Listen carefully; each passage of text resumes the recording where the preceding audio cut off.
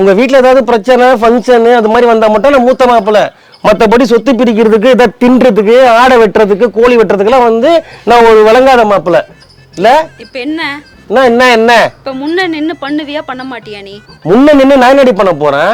2 gram மோதிரமாவது போட தேவையா? என்னது 2 கிராமா? பீடி வாங்கவே 15 பைசா இல்லாம பிச்சை எடுத்துக்கிட்டு இருக்கேன். 15,000 ஆச்சியா பாரு. அப்புறம் இதுக்குதான் மேடம் வந்து ஃபோன் பண்ணிட்டு இருந்தீங்களா?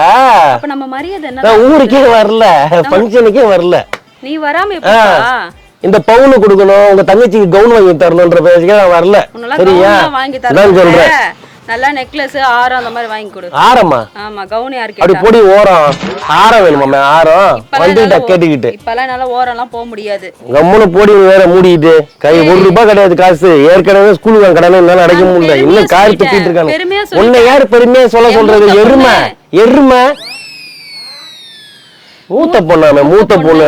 உனக்கே அங்க மரியாதை கிடையாது. உன்னையே தொத்தி தொத்தி விடுறாங்க. போன யார் சொன்னா மரியாதை இல்லன்ட்டு? மரியாதை இல்லன்னா முன்ன வச்சு பேசுறாங்களா எல்லாமே? என் முன்னாடி நீ பேச சொல்லு பாப்போம். இவர் பெரிய பிஸ்தா, பாதாம் பருப்பு, முந்திரி கொட்டை. என்னைய பார்த்தாலே உள்ளுக்கு போறாள் உங்க அப்பன். உன் தம்பி ஓடி ஒளிஞ்சுப்பான். இப்ப மட்டும் நான் வந்து மூத்த மாப்பிள்ளை அவங்க மாப்பிள்ளை எப்படி மாப்பிள்ளை இருக்கீங்க? மாப்பிள்ளைக்கு சோறு வைடி, மாப்பிள்ளைக்கு முட்டை வச்சு கொடுறி, மாப்பிள்ளை ரசம் போட மாட்டேன், அவருக்கு சாம்பார் ஊத்துறி, இப்ப மட்டும் வருவீங்க.